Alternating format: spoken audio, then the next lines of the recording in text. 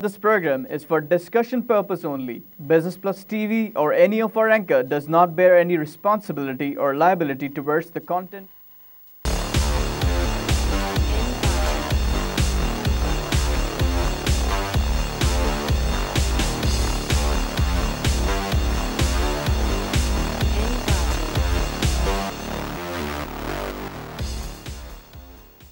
This is Business Plus broadcasting live from Karachi, Pakistan. You're watching Tips of the Trade. I'm your host Tariq Khan Javed.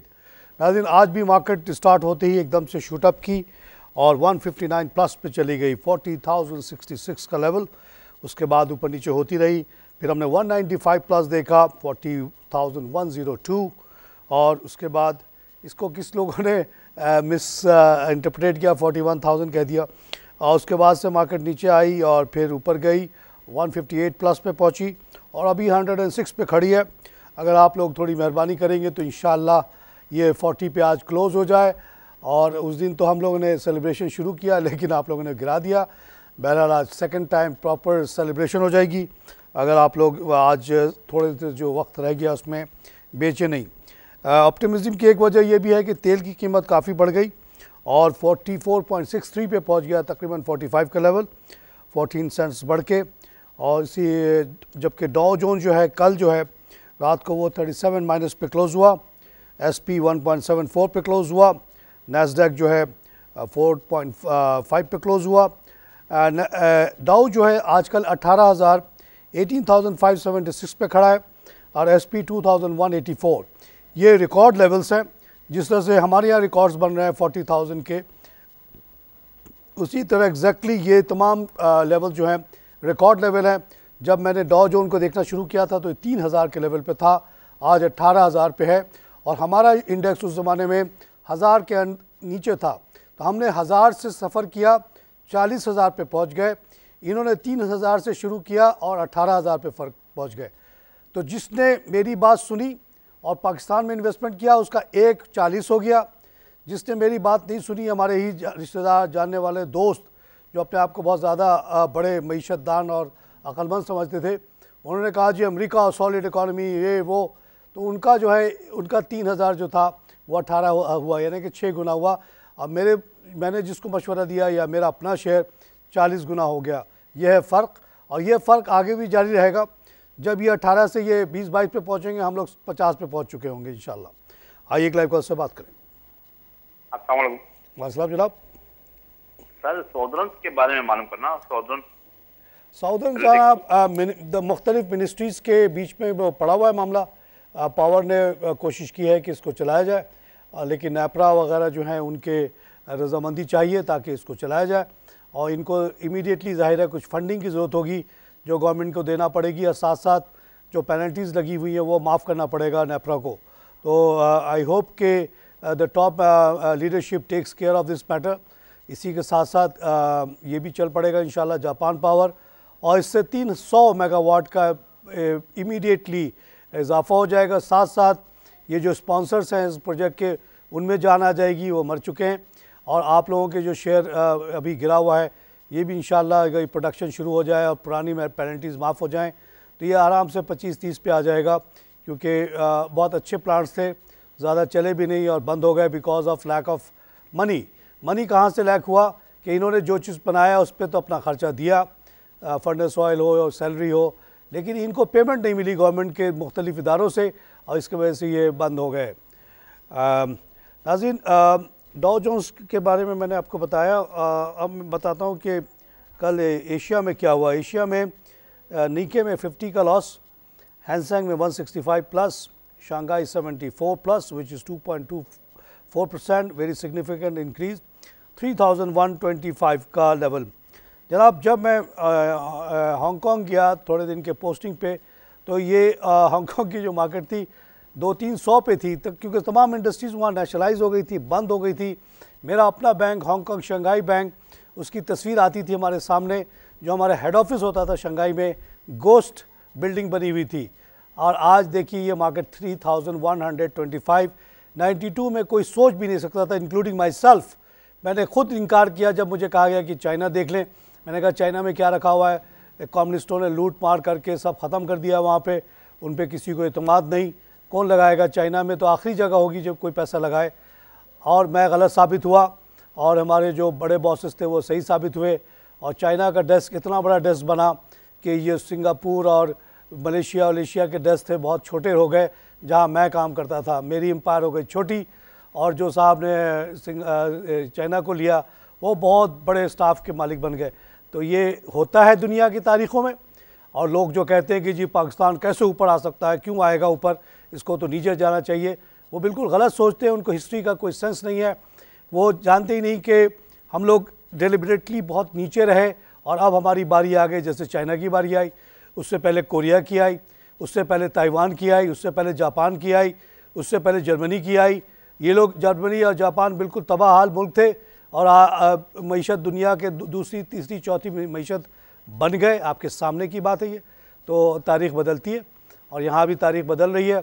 अभी ये हम 40,000 पे इंशाल्लाह आज पहुँच जाएंगे, उसके बाद 50-60 के लेवल की तरफ देखेंगे। आइए लाइव कॉल से बात करें। By the way European market भी प्लस चल रही है। FTC 12 plus, DAX 33 plus, CAC 5 plus, IBEX 7 plus और स्टॉक 3 प्लस। तो ओवरऑल हम देखते हैं कि हर तरफ बेहतरी आ रही है। और ये जो अभी भी खौफ था कि इमरान खान साहब इंडिपेंडेंस डे को ये कर देंगे वो कर देंगे, वो आए, उनके पास कोई ख़ास इश्यूज़ नहीं थे, मामला ठंडा पड़ गया और कौम ने जो है रिकॉर्ड इंथुजियाज़म के साथ ये 14 अगस्त मनाया। कल कराची में आलम था कि ऐसा लगता था कि पूरा शहर बाहर निकल आया, चाहे बीच हो चाहे कोई भी जगह हो, वहाँ पे तल धरने की जगह नहीं थी। आइए एक लाइव कॉल से बात करें। हुसैन बात कर रहा हूँ सर, कैसे हैं, खैरियत से? बिल्कुल ठीक हूँ जनाब हुसैन साहब। हुसैन भाई ये शीज़ान इंटरनेशनल कैसा लगता है? शीज़ान बहुत अच्छा लगता है जी। आप सोचे कि शीज़ान कहाँ था और आज कहाँ है और अभी और कहाँ जाएगा ये। जनाब मैं आज ये ख़ास तौर से आप लोगों को दिखाने के लिए ये लाया मैग्नीफाइंग ग्लास छोटा वाला। ये मेरे पास ये लिस्ट है तमाम कंपनीज़ की। इनकी प्रिंट आउट बहुत छोटी होती है। जब मैं बैंकर बना ट्रेनिंग सेंटर में गया तो पहली चीज़ जो दी गई टूल मुझे ये दिया गया था, बड़ा सा, इससे भी बड़ा, और ये कहा गया कि हर डॉक्यूमेंट को गौर से ऐसे करके पढ़ो। इसको अगर आप गौर से इस्तेमाल करेंगे तो पेपर असली और नकली का भी पता चल जाता है इससे। तो ये जो शेयर्स की कीमतें होती हैं आप देखें किसी भी अखबार में, हर अखबार भी होता है, मुख्तलिफ सेक्टर्स में बांटा गया है। अब मैं हमेशा मशवरा देता हूँ कि सारे को देखें आप, ये मुदारबा वाला को छोड़ दें, क्लोज एंड फंड को छोड़ दें, बाकी जो नॉर्मल इंडस्ट्रीज़ हैं, लीजिंग कंपनीज़ को भी ना देखा करें, इन्वेस्टमेंट बैंक को भी ना देखें, लेकिन commercial banks, insurance company, textile spinning, textile composite, synthetic and rayon, jute, sugar and allied, cement, tobacco, refinery, power generation and distribution, oil, gas and marketing companies, oil, gas and exploration companies, engineering companies, automobile assemblers, automobile parts and accessories, cable and electrical goods, transporters, technology and communication, fertilizer, pharmaceutical, chemical, paper and board, Banaspati and allied, leather and tanneries, food and personal care, glass and ceramic, miscellaneous। ये सारी list होती है। सबको देखें, कोशिश करें कि पैसे को जितना बांट के जितना ज़्यादा सेक्टर में डाल सकें डालें। किसी एक सेक्टर पे सारा पैसा ना लगाएं, आप तकलीफ़ में आ जाएंगे। और इसके लिए ज़रूरी है कि आपके पास ये हो, इसको आप गौर से ऊपर नीचे करके देखें कि उसकी कीमत क्या थी, कितना टर्नओवर हुआ। टर्नओवर देखना बहुत ज़रूरी है। लोग सिर्फ कीमत बढ़ते हुए देख के कहते हैं कि जी बस काम हो गया। नहीं, कीमत तो बढ़ गई किसी वजह से, किसी थोड़े जिसमें टर्नओवर नहीं होता उसमें 4-10 शेयर से भी कीमत बढ़ाई जा सकती है। मैं अपना शेयर महंगा बेच दूं या सस्ता बेच दूं तो कोई रोकने वाला नहीं है। तो ये टर्नओवर अगर जिस शेयर में नहीं है उसको आपको नहीं छूना है। एक नॉर्मल हेल्दी कंपनी में टर्नओवर डेली होना चाहिए और उसी को आप लें। और ये सारी चीज़ें आप नहीं देखेंगे तो आपको प्रॉब्लम आएगी। आइए एक लाइव कॉल से बात करें। अस्सलाम वालेकुम सर। वालेकुम जनाब। सर असलम अर्ज़ कर रहा हूँ लाहौर से। असगर साहब वेलकम शो सर। सर बहुत बहुत मुबारक हो जनाब, आज 40,000 क्रॉस कर गई इंशाल्लाह ताला। बस अब मेहरबानी हो जाए लोगों की और इसी पे ही इंशाल्लाह क्लोज होगी इंशाल्लाह। अब 40,000 इंशाल्लाह। अच्छा सर ऐसा है कि मैंने MCB बैंक लिया हुआ है 235 पे। अच्छा जी। अब डे बाई डे सर ये नीचे आ रहा है, अपना वॉल्यूम तो इसका सही जनरेट हो रहा है जो यानी कि ट्रेडिंग हो रही है इसमें, वो तो सही जनरेट हो रहा है, तो इसका अपना क्या करना चाहिए सर? इसको अभी रखूं देखिए, या थोड़ा बहुत डिस्पोज ऑफ करके, यानी कि डिस्पोज ऑफ तो ना करें। करूं? यहाँ पे दो चीज़ें हुई हैं। 14, 15, 16, 13, 14, 15 के जो रिज़ल्ट आया है, comparatively MCB still doing very well, लेकिन कंपैरेटिवली हबीब बैंक सबसे आगे निकल गया, उसके बाद यूबीएल है, और वो लोग तेज़ी से आगे बढ़ रहे हैं। दूसरा जो फैक्टर अभी इस वक्त एमसीबी के शेयर को इम्पैक्ट कर रहा है वो है एनआईबी को टेक ओवर का मामला। अब एनआईबी को वो किस रेट पे ले रहे हैं, इसे लॉस मेकिंग प्रोपोजिशन या प्रॉफिट मेकिंग प्रोपोजिशन, इस पर ज़्यादा कन्फ्यूजन है। उनके ब्रांचेस बहुत ज़्यादा हैं, अगर आप इतने ज़्यादा ब्रांचेस को टेक ओवर करते हैं तो हो सकता है आपको लॉसेस शुरू हो जाएं, क्योंकि all branches are not profitable. खाली कारोबार ब्रांच खोल देना कोई बड़ा काम नहीं होता, उससे कमाना बड़ा मुश्किल काम होता है। तो ये दो फैक्टर्स एमसीबी को for the time being impact कर रहे हैं। मेरा अपना ज़ाती ख्याल ये है कि as a aggressive banker, as a positive thinker about Pakistan, जो मैं पाकिस्तान को बहुत आगे, बहुत ज़बरदस्त मुल्क बनते हुए देखता हूँ मईशत को, तो मैं ऐसे मौके पे अगर एमसीबी का मालिक हूँ या बड़ा इंपॉर्टेंट डायरेक्टर हूँ, मैं कहूँगा let's take NIB at whatever cost, let the cost go up, let the profit come down, लेकिन इतना बड़ा हमारा नेटवर्क बढ़ जाएगा तो we will take a lead among all other banks in Pakistan. तो वो शायद ये सोच पे चल रहा है मामला, इस वजह से for the timing is down. लेकिन अगर वो स्ट्रैटेजी चल जाए कि वो बड़े ब्रांच और मुल्क इसी तरह तरक्की करता चला जाए तो ये लॉन्ग रन में इनके लिए बहुत ज़बरदस्त हो जाएगा, और ये 235 के बजाय ये शेयर आराम से 300 पे पहुँच जाएगा। इसलिए फॉर द टाइमिंग आपको मशवरा ये है कि आप रोकें। दूसरे लोगों को मशवरा ये है कि हबीब बैंक और यूबीएल पे नज़र डालें और उसको लें, क्योंकि ये तेज़ी से आगे बढ़ रही है बैंक्स, और ये ऐसा लगता है कि हबीब बैंक बहुत जल्द एमसीबी को सरपास कर जाएगा। रेट में भी प्रॉफिट में कर चुका है, तो रेट में भी करना नॉर्मल बात है। आइए लाइव कॉल से बात करें। वालेकुम सलाम जनाब। सर एक आइटम है जोट में एसआरएल, एसोसिएट सर्विस लिमिटेड। क्या नाम है? Associate service limited. ये क्या चीज़ है? ये जोट है, जोट, JUT, जोट। जूट है? जी जी, जूट है। जोट आइटम है, जोट जैसे जोट है ना, कंपनी है। जूट है, जूट, अच्छा जी, मैं देख के बताता हूँ जी। जूट है, यहाँ पे लिखा हुआ जूट की कंपनी है जनाब, यहाँ पे लिखी हुई क्रिसेंट जूट और थल लिमिटेड। क्रिसेंट 3 रुपये का है और थल 273 का है। इसके आगे तो कुछ लिखा हुआ नहीं जनाब। ये कोई छोटी मोटी कंपनी है जिसके बारे में ना कहीं कोई जिक्र करता है ना कोई जानता है। ऐसे कंपनी से दूर रहा करें भाई, और आपको नहीं पता कि यहाँ पे क्या हो रहा है, क्योंकि स्पॉन्सर्स जो चाहें इसको कर सकते हैं। ऐसे अगर आपको इनसे कोई मालूम ताल्लुकात है, रिश्तेदारी है, तो आप शायद इस वजह से आपने लिया होगा, तो वो और बात है, आपको ज़्यादा पता होगा, मुझे तो नहीं पता इसके बारे में। आइए लाइव कॉल से बात करें। हेलो, अस्सलाम वालेकुम। बस सलाम जनाब। जी मैं अली बोल रहा हूँ लाहौर से। अली साहब वेलकम शो सर। जी मेरे पास ना 5 लाख रुपए हैं, तो मैं सोच रहा था कि इसको इन्वेस्ट करूँ। तो मुझे पीटीवी पे एक साहब आते हैं, वो कहते हैं कि अभी नहीं करना चाहिए और अभी बड़ा मुश्किल है, तो मुझे बताएं मैं क्या करूँ? सर अली साहब, जब मार्केट हमारी, जब नवाज शरीफ साहब प्राइम मिनिस्टर बने तो हमारी मार्केट वो चली गई 1000 से बढ़ के 1500 हो गई। तो जो मैं जिन लोगों को, मैंने एक ग्रुप बनाया हुआ था वॉलंटरी, जैसे अभी भी ये फ्री काम करता हूँ वैसे ही बाहर भी करता रहा हूँ 88 से। एक हमने बनाया था Pakistani overseas Pakistani investors group. उसमें हमारे यहाँ मोची से लेके CEO और एम्बेसडर तक आके बैठते थे महफिल में। तो मैं जब उनसे कहता था कि आप लोग ख़रीदो, तो कहते थे ये मार्केट बहुत ऊपर चली गई है, अब ये गिरेगी तो मैं ख़रीदूँगा। बहुत सारे लोग ये कहते थे। अब वो इंतज़ार में रह गए कि मार्केट फिर से 1000 पे आएगी या 800 पे आएगी। वो आज तक इंतज़ार कर रहे हैं, और जिसने मेरी बात सुनी हर लेवल पे लेता चला गया। आज उन लोगों का एवरेज जो है शायद 20,000 का लेवल भी नहीं है, और आज वो 40 पे बैठे हुए हैं। तो सर अली साहब, आपके पास 5 लाख है, आप पाकिस्तानी हैं, ये सारी कंपनी आपकी हैं, इसमें कई कंपनियों में आपके बच्चे काम करते हैं या आगे चल के करेंगे। आप आंख बंद करके इन सब कंपनियों के शेयर ले लें, ये सब कंपनियां ऊपर जाएंगी और आपको फ़ायदे ही दे के जाएंगी। नहीं भी देंगी, मेरी तरह अगर आप सोच लें थोड़ा सा और आगे बढ़ के आगे की आखिरत की, तो बच्चों को आप कोई हेल्प करके जाएंगे। ये 5 लाख रुपए आप जाके बाहर रख दें पनामा में, तो हमारे पाकिस्तानियों का कोई फ़ायदा नहीं होगा। लेकिन आपने अगर पाकिस्तान में ये पैसा लगा दिया तो पाकिस्तानियों का फ़ायदा हो जाएगा। अब वह उसका बदला अल्लाह आपको आखिरत में ज़रूर देगा। यहाँ जो देगा वो देगा ही। कौन सा इन्वेस्टमेंट 5 लाख आज 10 लाख नहीं हो गया।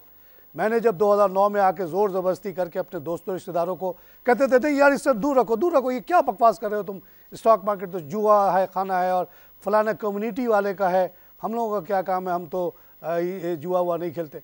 मैंने ज़बरदस्ती कर करके कई जगह तो मैंने ये भी टैक्टिक्स यूज़ की कि लोगों से कहा कि यार मुझे कर्ज़ा दे दो, कर्ज़ा लेके उनके शेयर ख़रीद के उनके अकाउंट में जमा कर दिया। ID कार्ड पहले ही ले चुका था, तो वो आज बड़े खुश हैं। एवरेज 2009 में जिन लोगों ने 5 लाख लगाए थे, आज वो 8 गुना हो चुके हैं। 5,000 की मार्केट थी, 5,000 लगाया, आज 40,000 की मार्केट की, आज उनकी 40,000 हो चुकी है। तो साहब अली साहब लगा दें, मेरी प्रेडिक्शन है, सही भी अल्लाह चाहेगा तो सही होगा, अल्लाह नहीं चाहेगा तो गलत भी हो जाएगा। ये बहुत जल्द मार्केट 50,000 की होने वाली है। आइए एक लाइव कॉल से बात करें। अस्सलाम वालेकुम। कौन सा जनाब? हाँ जनाब, ये केमिकल में है दाता एग्रो, दाता केमिकल में है दाता एग्रो। देख के बताता हूँ साहब, केमिकल में दाता डी नहीं है जी, यहाँ पे लिस्ट में तो नहीं है। हमारे पास जो लिस्ट है वो सिर्फ अच्छी कंपनियों का है, शायद दाता एग्रो नहीं है। अच्छा ये आप बताइए, आप ज़्यादा जानते हैं इसके बारे में, हमें भी कुछ इन्फॉर्मेशन मिल जाए, ये क्या है और क्या करता है एग्रो? ये कोई छोटी मोटी कंपनी है जो कि इसमें लिस्ट नहीं हो रही है। हमारे पास जो लिस्टेड कंपनी है, अगर हम ई से बात करें, सी से बात करें तो कोलगेट है, पॉलिमोलिव है जो कि 1400 का शेयर है, एंग्रो पॉलीमार है जो कि फेल कंपनी है, एंग्रो ने बेच दिया है, लेकिन आज ये 8 रुपये का हो गया। देखिए फिर डिमांड थी, शायद इसकी बढ़ गई। गनी गैसेस हैं, ICI है। जनाब इसके बारे में भी हमें कुछ पता नहीं है ज़्यादा। छोटी मोटी कंपनी से दूर रहे, रिस्की होता है, उसमें आपको बहुत फ़ायदा भी हो सकता है, बहुत नुकसान भी हो जाता है। बाज़ दफ़ा जैसे ये दाता एग्रो जो साहब कॉल करें, हो सकता है वहाँ उन्होंने काम किया, हो सकता है उनके रिश्तेदारों की कंपनी हो तो उन्होंने लिया हो, लेकिन आप लोगों को, आम लोगों को ऐसी कंपनियों से दूर रहने की ज़रूरत है। आपके पास 300-400 कंपनियाँ हैं, आप ज़्यादा से ज़्यादा एक आम आदमी को कितने कंपनी चाहिए? 10, 20, 30, 40, 50, 100, इससे ज़्यादा तो कोई नहीं इन्वेस्ट करता। 100 अच्छी कंपनियाँ मौजूद हैं जो एक्टिव हैं, कमा रही हैं, उनकी चीज़ें आपको रास्ते में बिकती हुई नज़र आती हैं। आप उनको जाके चेक कर सकते हैं कि वो एग्जिस्ट करते हैं कि नहीं करते। कोई हवाई कंपनी में कभी ना लगाइएगा जो एक आदमी एक डेस्क पे तारिक खान जावेद एंड कंपनी खोल के बैठा हुआ है, आपसे कह रहा है मुझे पैसे दे दो, मैं ये कर दूंगा, मैं वो कर दूंगा। उसके बाद एक दिन उसने अपना लैपटॉप बंद किया और वो गायब हो गया। ऐसी कंपनी में बिल्कुल नहीं लगाना है आपको। बैंक में लगाते हुए, इंश्योरेंस कंपनी में लगाते हुए, जो कि हवाई कंपनी होती है, जो जिनके एसेट लायबिलिटी बहुत रिस्की रेशोज़ में होते हैं, उनसे दूर रखना है। आप अगर ब्रिक एंड मोटर कंपनी में लगाएंगी, जहाँ पे एक बिल्डिंग भी है, जहाँ पे ज़मीन भी है, जहाँ मशीन भी है, वहाँ लॉस होने की पाकिस्तान में चांसेस बहुत कम है। कुछ नहीं होता तो कीमतें इतनी बढ़ जाती हैं ज़मीन की, चीज़ों की, कि आपका इन्वेस्टमेंट हर हाल में बढ़ जाता है। कोई भी एक कंपनी होती है, अगर उसके 1 करोड़ का एसेट टोटल बैलेंस शीट होती है, उसमें 60-70 लाख तो फिक्स एसेट्स होते हैं, प्रॉपर्टी होती है, मशीन होती है। बाकी रह जाता है 40 लाख जो कि रिसीवेबल्स होता है। रिसीवेबल ख़राब हो सकता है, स्टॉक है ख़राब हो सकता है, लेकिन प्रॉपर्टी को क्या होगा? पाकिस्तान में हर प्रॉपर्टी बढ़ रही है। अभी कराची में तो ये हाल है कि अभी एक जानने वाले ने एक प्रॉपर्टी हमारे कोरंगी के एरिया में ली, 1.25 करोड़ की, देखते देखते वो 3.25 करोड़ का ऑफ़र आ गया उनको। आइए लाइव कॉल से बात करें। अस्सलाम वालेकुम। वालेकुम जनाब। वालेकुम जनाब। जनाब मैं आपका एक बहुत बड़ा अप्रिशिएट करने वाला आदमी हूँ। बहुत शुक्रिया। मैंने खुद ज़िंदगी भर अबाउट 48 ईयर्स इकोनॉमिक्स पढ़ी है as an extra subject, otherwise I am an engineer. मैं जब इंजीनियर इंचार्ज था ऑपरेशन इलेक्ट्रिसिटी पूरे पाकिस्तान का, तो वो सारी स्टडी जो पूरी लाइफ भर मैंने की। मैंने 1974 में as an overseas Pakistani development और उसके लिए आर्टिकल्स लिखे थे when I was 25 years old while I was in Libya. तो आप चूंकि बड़ा ऐसा काम करते हैं तो मैं आपको दिल से अप्रिशिएट करता हूँ। मुझे इस काम को करते हुए 69 की एज में 60 इयर्स हो गए। उस 6 साल में जब मैं इंचार्ज रहा, after settlement of the Hubco and Kapco dispute, जिसका मैं इंचार्ज बना सिर्फ 8 महीने के लिए, in the courts and in direct with the company and negotiation. उसके बाद पाकिस्तान के पावर कंट्रोल में 6 साल मेरी वजह से, अल्लाह के फजल से, बिजली का रेट 1% नहीं बढ़ा। माशाल्लाह। सर आप हैं अभी लाइन पे?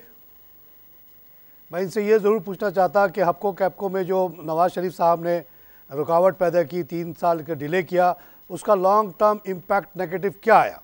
मेरी अपनी ज़ाती राय ये है कि इसी की वजह से ये आज शॉर्टेज नज़र आता है। अगर ऐसा ना होता, हैप्को कैप्को ने 3,000 मेगावाट का पावर लगा दिया 98 वगैरह में, तो क्या वो मज़ीद 6,000 नहीं लगा सकते थे? अमेरिकन पावर वाले बिल्कुल लगा सकते थे। शाहिद साहब जैसे लोग जिन्होंने कॉल किया, माशाल्लाह ऐसे ऐसे लोग बहुत है पाकिस्तान में। हम लोग कहते हैं जी पाकिस्तान आगे नहीं जाएगा, जब तक मैं हूँ, शाहिद साहब जैसे लोग हैं, हम जाएंगे आगे, हमारा काम है आगे जाना। जिसको रोकना है रोक ले, रोकने वाले बहुत हैं मगर हम जैसे करने वाले भी बहुत हैं। कौन इतनी बड़ी आबादी से लड़ सकता है जहाँ हम जैसे लोग बैठे हुए हैं? हम लोग थोड़ी बहुत जो बैठ के इंटेलेक्चुअल गाइड करते हैं, लेकिन काम करने वाले हमारे पास बहुत है, मजबूत लोग हैं, मेहनत हमारी पहचान है, तो हमसे कोई टक्कर नहीं ले सकता, हमें कोई रोक नहीं सकता। हम जिस रेट पे काम करके देते हैं कोई काम करके नहीं दे सकता, तो नेचुरली हमारे पास काम आएगा। ये पावर की जो बात है सिर्फ पुअर पॉलिसी की वजह से हुई। आज पॉलिसी आप ठीक कर दे। मेरी बात 2009 से मैं बार बार कहता हूँ, पता नहीं ये जो शाहिद साहब एग्री करें नहीं करें, ये सारी कहीं भी कोई चीज़ की आपको कमी महसूस हो, कहीं पे बस नहीं आ रहा, कहीं पे रिक्शा नहीं आ रहा, कहीं पे आटा नहीं आ रहा, कहीं पे चीनी नहीं आ रहा है, समझ जाए कि रास्ते में कोई गवर्नमेंट की रुकावट है। गवर्नमेंट की रुकावट नहीं होती है, हर चीज़ खुद ब खुद हो जाती है, प्राइवेट सेक्टर खुद ही टेक केयर करता है। तो ये जो बिजली की कमी है definitely due to government, due to NEPRA को आज बंद कर दें, ओगरा को आज बंद कर दें, सब चीज़ सही हो जाएगी। आइए क्लाइव कॉल से बात करें। अस्सलाम वालेकुम। वालेकुम जनाब। डॉक्टर साहब मैं ताहिर मुख्तार भट्ट बोल रहा हूँ लाहौर से। भट्ट साहब वेलकम ईश्वर साहब। जी मेरी बड़ी मेहरबानी। मैंने पहले भी एक दफ़ा कॉल की थी, पहली दफ़ा किसी प्रोग्राम में कॉल की थी। अच्छा जी। तो आपके इनकलाबी ख्यालात का बड़ा मोतरफ हूँ। अच्छा जी। और फिर उसके बाद आपने जो अंग्रेज़ों के मुतालिक बताया था ना एक दिन, जी। हम तो अंग्रेज़ों को शुरू से समझते रहे हैं कि अमीर हैं और ये बड़े अपना बड़े गरीब लोग थे, हम पे इनका असर था। लेकिन आपने बताया था कि ये तो भूखे थे और यहाँ से लूट के ले गए हैं। 60% उनके लोग यहाँ काम करते थे आके। जी हमारे 60% लोग बाहर नहीं गए, उनके 60% इंडिया में काम करते थे और इतने गरीब थे। जब मैं हॉलैंड गया तो उन्होंने कहा कि ये कि आप जाके वैन गॉग की पेंटिंग देखने जाएं। 2 जगह ले गए, 3 जगह ले गए मुझे। एक तो था स्टॉक मार्केट जो उनका मुक़द्दस जगह है, जिसकी वजह से उनको इतनी तरक्की हुई, इसीलिए स्टॉक मार्केट की मैं तारीफ़ करता हूँ। दूसरी जगह ले गए म्यूज़ियम, तो वहाँ जाके जो उनके बादशाहों की तस्वीर देखना शुरू की, वैन गॉग की बनाई हुई बहुत पुरानी, तो उसमें मैंने देखा कि उसके कपड़े पे पेवन लगा हुआ है। तो मैंने बुला के पूछा क्यूरेटर से, मैंने कहा व्हाट इज़ दिस? तो कहने लगा साहब ये हमारी जो क्वीन वगैरह थे, पहले हम लोग बहुत गरीब थे, हमारे पास कपड़े नहीं होते थे, पेवन लगा लगा के हम पहनते थे। और हमें बचपन, वो कहने लगा जब मुझे सर्दी बचपन में लगती थी तो मैं कागज़ रख लेता था, अखबार रखता था, इतनी गुर्बत थी। ये तो हम इंडोनेशिया चले गए तो हम इतने अमीर हो गए, नहीं तो हम तो बिल्कुल exactly same was the situation with Britishers. Charles Dickens की आप नावल्स पढ़ लें, वो कैसी गुर्बत का जिक्र करता है, बच्चे कैसे चिमनी साफ़ करते थे, बच्चे और औरतें छोटी छोटी जगहों में बैठ कर सिलाई करते थे। ये अमीरी की निशानी थी। क्वीन विक्टोरिया की वगैरह की जो उस ज़माने में जो भी क्वीन था, उसकी जो आमदनी थी, मुग़ल बादशाह की आमदनी उससे 1000 गुना ज़्यादा थी। तभी ये आए थे कंगले, आके यहाँ से लूट के ले गए और आज हमसे कहते हैं कि वीज़ा दिखाओ। जब तुम्हारे 60% लोग आके यहाँ पे काम करते थे तो हमने वीज़ा मांगा था तुमसे? क्यों आए थे हमारे पास काम करने? 190 साल कमाया, 10 मिलियन पाउंड हर साल ये रेमिटेंस भेजते थे यहाँ से। भट्ट साहब बहुत शुक्रिया आपके कॉल का। नाज़रीन यहाँ पे लूँगा छोटी सी ब्रेक।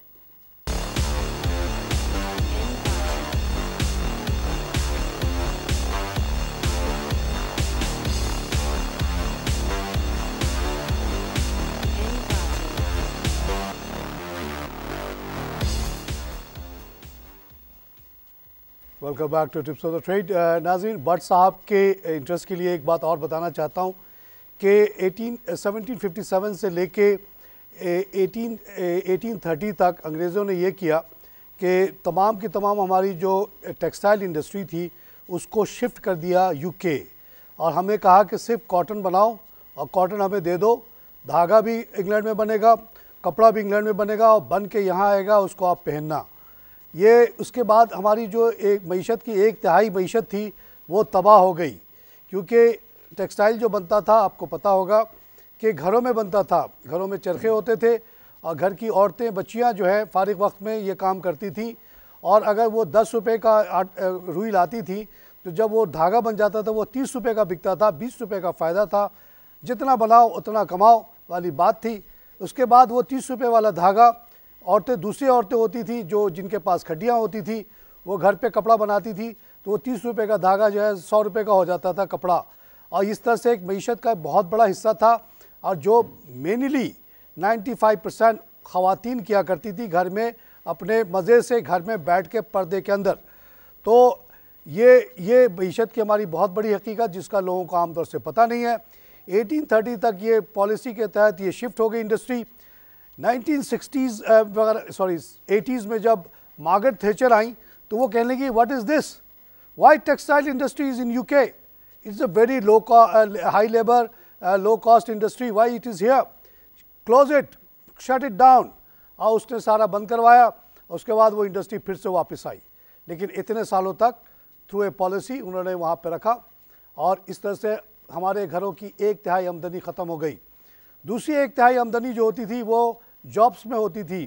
कोई मुंसिफ लगता था, कोई SHO लगता था, कोई फ़ौजी लगता था। वो सारी पोजीशंस पे अंग्रेज़ आके बैठ गए। 60% उनकी आबादी उठ के यहाँ आ गई, क्योंकि यहाँ जो कमाई थी वो इंग्लैंड के मुकाबले में 10 गुना ज़्यादा थी। और ये $10 बिलियन पाउंड यहाँ से भेजते थे हर साल रेमिटेंस की सूरत में। तो हमारे जो टोटल बजट होता था, मिसाल के तौर पर 1860 की आपको बजट बताऊँ, 60 मिलियन पाउंड का बजट था।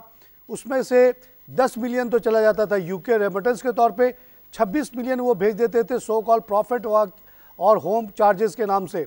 तो 36 तो ये चला गया। बाकी जितने हुक्मरानों को देना लेना सब खर्चे वर्चे चलते थे। ये था बजट हमारा 1860 का। तो इसके अलावा एक और जो उन्होंने ये किया कि टैक्सेस इतने ज़्यादा लगाए, वो भी रुपए में लगा दिए। पहले जो हुक्मरान थे, सिराजुद्दौला हो या कोई भी हो, वो जब आपने जितना प्रोड्यूस किया उसका एक हिस्सा लेके जाते थे। उसमें भी आपको पता है कि हमारे यहाँ मुक्का होता है, बहुत कम लिया जाता था जितना रेट होता था। और जब वो फसल ख़राब होती थी तो हुक्मरान अपने गन्ने के खोल देता था दरवाजे और कहता था गन्ना लेके जाओ फ्री में, कोई टैक्स नहीं लेता था। अंग्रेज़ ने कहा नहीं, हम तो एक कंपनी है, ईस्ट इंडिया कंपनी है, हमें तो हर साल प्रोजेक्टेड प्रॉफिट बताना है बोर्ड को कि इस साल इतना कमाए, अगले साल उससे ज़्यादा, और इसलिए हम तो रुपीज़ में लेंगे और आपको कहीं से भी गंदम बेचो अपना गल्ला, हमें रुपया दे के जाओ। उस चक्कर में हिंदो पाकिस्तान में अंग्रेज़ों के दौर में 3 करोड़ लोग भूख से मर गए। आइए क्लाइव से बात करें। सर अस्सलाम वालेकुम तारिक साहब। वालेकुम जनाब। तारिक साहब, मैं जमील बात कर रहा हूँ रावलपिंडी से। मैं जापान पावर की बात करना चाहता हूँ। 7 रुपए का 1 साल पहले मैंने खरीदा था, तो अब आप क्या मशवरा देते हैं? आप मैं इसको भेज दूँ? नहीं, अभी आप रख लें जलील साहब। ऐसा है कि मिनिस्ट्री ऑफ पावर, जिसको कंसर्न ये है कि मुल्क पे पावर नहीं है, 6000 वाट की किलोवाट की मेगावाट की कमी है, वो उसको ये एक अच्छा प्रपोजल नज़र आता है कि जापान पावर और साउदर्न इलेक्ट्रिक को फिर से चला दिया जाए। इससे 300 मेगावाट का इजाफा हो जाएगा। और उस पर उन्होंने वर्किंग की है, उससे सारी डिटेल ली है, उनके पेनल्टीज़ कितनी है ये सब पता किया है, और उस पर कोशिश जारी है। इंशाअल्लाह लॉजिक तो ये कहता है कि ये चलना चाहिए। इनका स्पॉन्सर्स के साथ बड़ी नाइंसाफ़ी हुई, और आप जैसे इंसान के साथ भी बड़ी नाइंसाफ़ी हुई है कि आपने 7 रुपये का लिया, आज पता नहीं 3-4 रुपये का है। तो ये अगर चलेगा तो 7 के बजाय इंशाअल्लाह 21 का हो जाएगा। ये आइए लाइव कॉल से बात करें। अस्सलाम वालेकुम सर, ये PIBTL कैसा लगता है? सर PIBTL एक लॉन्ग टर्म शेयर है। एक टर्मिनल बन रहा है, बल्क टर्मिनल इसको कहते हैं, डर्टी कार्गो टर्मिनल कहते हैं।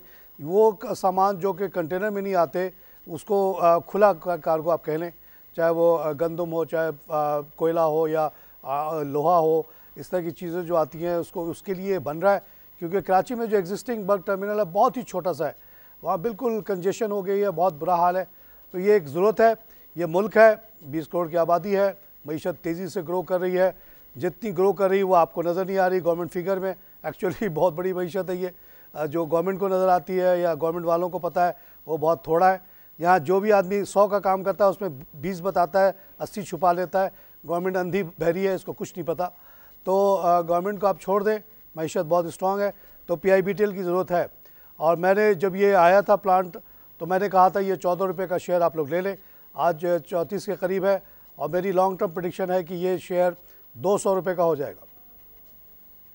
आइए क्लाइव कॉल से बात करें। हेलो अस्सलाम वालेकुम तारिक साहब। वालेकुम जनाब। भाई साहब ये सेंचुरी पेपर के बारे में और BOP के बारे में बताएं, और इसके अलावा जो आपने जो फेसबुक में जो आइटम दी है वो बहुत थोड़ी बड़ी है, थोड़ी कोई छोटी आइटम कोई हो जाए। अच्छा जी, छोटी आइटम लेंगे और आप परेशान ही रहेंगे। 10 से नीचे का तो लेना ही नहीं, और ऊपर का भी ले तो सोच समझ के लें। अच्छा जी, आपने DOP क्या कहा? हेलो, सेंचुरी पेपर ये भी बहुत कम इस्तेमाल चलता है, लेकिन बहरहाल इसमें 83,000 का काम हुआ है और ये आपके 54 का है। जनाब पेपर का काम भी ठीक है, यहाँ पे मईशत जैसे ग्रो करी हर चीज़ की ज़रूरत है, पेपर की भी ज़रूरत है। 54 का है, इसको आप रखिएगा। DOP समझ में नहीं आया। आइए लाइव कॉल से बात करें। अस्सलाम वालेकुम। वालेकुम जनाब। तारिक खान साहब कैसे हैं आप? अब मैं ठीक हूँ जी, अल्लाह का शुक्र है। आपका चेहरा देख के हमें ऐसा लगता है कि हम जो है बहुत एक अच्छी मार्केट में आ गए हैं। मेरे शक्ल और कपड़े पे ना जाइएगा, आप मेरिट पे जाइएगा। तारिक खान साहब मैं पूछना चाहूँगा अस्करी बैंक, क्योंकि मैं काफ़ी अरसे से उसको होल्ड किए हुआ हूँ और मैंने इसका जो शेयर था कुछ IPO में लिया था और कुछ मैंने मार्केट से परचेज किया था। आपकी एवरेज क्या है इस वक्त?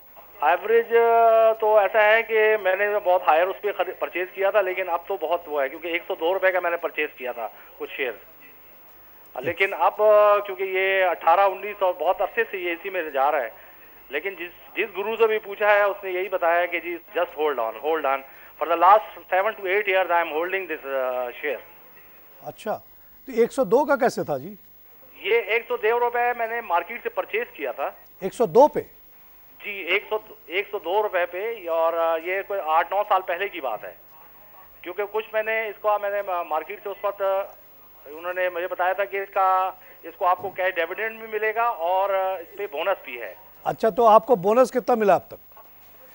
आपका एक शेयर कितना हो गया? अगर जी असल में तारिक खान साहब बात ये है कि मेरी टोटल इन्वेस्टमेंट जो है वो मैं अगर आप वो करें तो तकरीबन 3.25 लाख रुपए की है। और अब कितनी वैल्यूज की है? अब उसकी वैल्यू 1 लाख कुछ 18,000 रुपए है। तो ये तो आपको नुकसान हो गया। असल बात होती है टोटल वैल्यू की। बाज़ दफ़ा ये होता है कि शेयर बहुत महंगा हो जाता है तो उसको स्प्लिट किया जाता है, बोनस दे के या उसको तोड़ दिया जाता है एक तरह से। तो 102 के शेयर को बड़े आसानी से 10 का किया जा सकता है, एक के बदले और 9 शेयर दे के। तो लेकिन यहाँ पे मामला कुछ और लगते हैं कि पता नहीं 102 पे कैसे किसी ने पहुँचाया। ये जो मीडियम साइज़ के जितने बैंक्स हैं उनकी आप देख लें रेंज यही है, 20 रुपये 35 रुपये, इससे ऊपर नहीं जाते ये लोग। और सिर्फ जो 5 बड़े बैंक हैं वो ऊपर घूम रहे हैं। तो ये पता नहीं मैनिपुलेशन से 102 पे गया होगा, अदरवाइज़ इसका रेट यही है।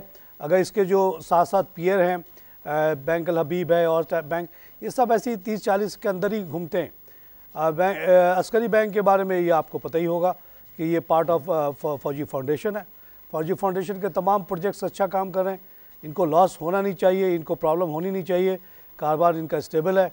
और अगर फिर अब फ्यूचर की आप बात करें तो फ्यूचर तो इनका मुझे बहुत अच्छा नज़र आता है। मेरी ख्वाहिश है और ये हो भी रहा है, इंशाल्लाह और होगा कि हमारे जो फ़ौजी हैं वो अपनी पैसे वैसे जमा करके इंडस्ट्री वगैरह में लगाएं, ताकि जब वो रिटायर हों, at very young age retire हो जाते हैं तो इनके पास एक इज़्ज़त की जॉब की जगह हो।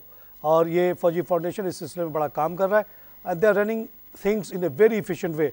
जहाँ जहाँ मैंने फौजी फाउंडेशन के प्रोजेक्ट में पैसा लगाया कहीं नुकसान नहीं हुआ, कोई शिकायत की गुंजाइश उन्होंने नहीं दी है अब तक। आइए लाइव कॉल से बात करें। अस्सलाम वालेकुम तारिक साहब। वालेकुम जनाब। जी ये अटक पेट्रोलियम के बारे में पूछना था कि और ऊपर जा सकता है कल या परसों? आज बड़ा अच्छा इसमें रिटर्न हैस्कॉल अटक पेट्रोलियम अटक। अच्छा, अटक पेट्रोलियम जनाब पाकिस्तान का सबसे कदीम शेयर या कंपनी आप कह सकते हैं, और ये आस्ते आस्ते ऊपर ही जा रहा है और इसका काम बहुत अच्छा है और लॉन्ग टर्म में इसको और ऊपर जाना चाहिए। आज भी बढ़ा हुआ है माशाल्लाह। ये 449। देखिए अटक पेट्रोलियम की जो कंपटीशन है नेशनल रिफाइनरी से है, ओनर्स एक ही है गैद फरौन। नेशनल रिफाइनरी आप देखिए कहाँ पहुँच गया, 500 कुछ का हो गया है। तो Attock petroleum probably is trying to catch up with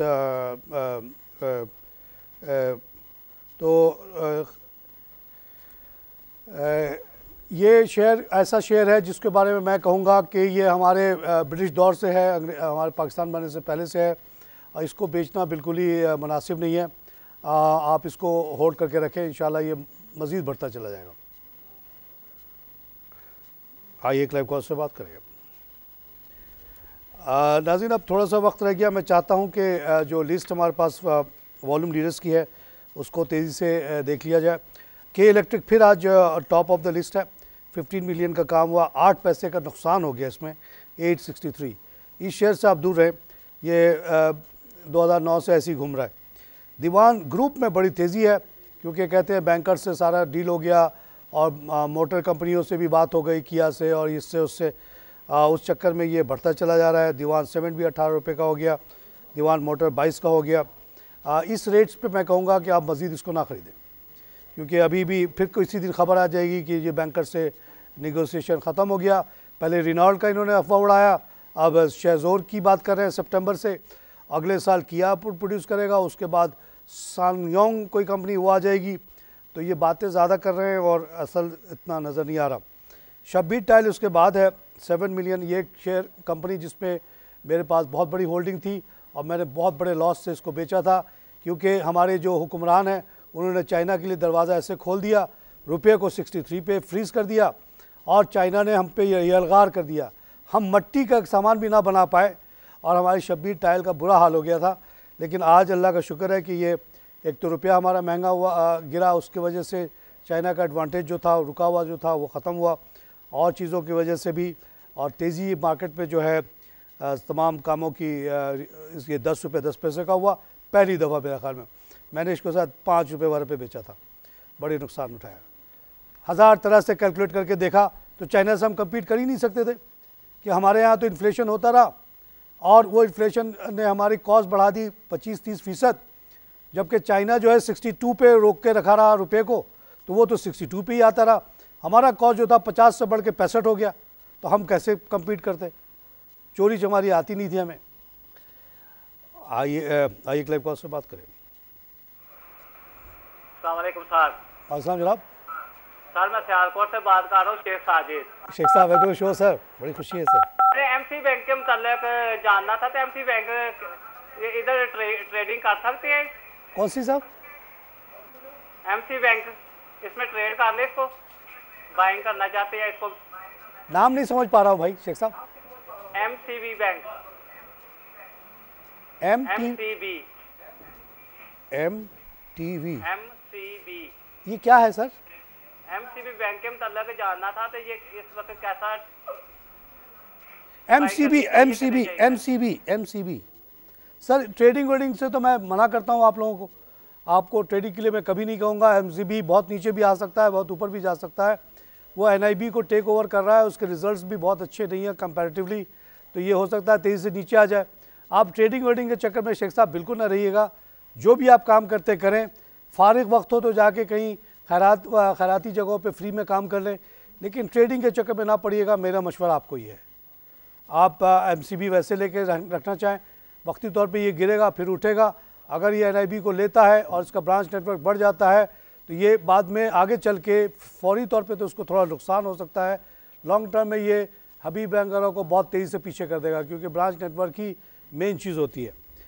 नाज़रीन, शब्बीर टाइल के बाद टीपीएल ट्रैकर का नाम आ रहा है 57.2। इससे दूर रहने के लिए मैं कहता हूँ लोगों को। स्विस साउदर्न गैस 96 पैसा बढ़ा हुआ है, इसको ज़रूर ले लें। पाक सैम 23 रुपये का हो गया, आज 1 रुपये की 11 पैसे बढ़ा हुआ है। अपर लॉक, इसको और ले लें आप। हाई टेक माशाल्लाह 93.6 का हो गया। इसके बारे में ख़बर आई कि आप लोगों ने जो पैसे दिए थे उससे उसने प्लांट लगा लिया जेरी कैन का, और ये वापस आ गया। जिन लोगों को लॉस हुआ था लुब्रिकेंट में, आज उनका आंसू पूछ चुका है, कोई शिकायत की गुंजाइश बाकी नहीं है। पावर सीमेंट 12 रुपये का हो गया, ले लें इसको। और सिद्दीक सन टिन प्लेट, ये कंपनी ऐसी थी डगमा डोल, इसको हम लोग लाइक नहीं करते थे, लेकिन आज ये 57 पैसे बढ़ के 1142। जब मईशत में इस तरह की तेज़ी आती है तो बहुत सारी थकी हुई कंपनी, कमज़ोर कंपनियां भी चलनी पड़ी शुरू हो जाती हैं, तो ये भी इसी में है। बहरहाल इससे आप लोग दूर रहें। पाक इलेक्ट्रॉन 73 का हो गया, इसको और ले लें। बैंकर फलाह 29 का है, ले लें। बैंक ऑफ पंजाब से दूर रहें। एंग्रो फर्टिलाइज़र 69.40 का हुआ, ले लें। और स्वी नॉर्दर्न 45 का हो गया, 38 पैसा बढ़ के और ले लें। ऐशा स्टील मिल छोटी कंपनी है, ये भी उभर रही है because of the overall economy, इससे दूर रहें। TRG से भी दूर रहें। सिंगर पाकिस्तान एक्सराइट होकर 44 का हुआ, ये 14 रुपये का था जब आपसे मैंने ख़रीदने को कहा, आज ये आप लोगों के लिए 30 रुपये बढ़ चुका है, मज़ीद ले लें इसको। एग्रीटेक में चेंजेस आई जिसके वजह से 14 रुपये का हो गया, इसको आप ले सकते हैं। पाक इंटरनेशनल बंक टर्मिनल को भी ले सकते हैं। नाज़रीन, यहीं पे प्रोग्राम ख़त्म करूँगा। खुदा हाफ़िज़।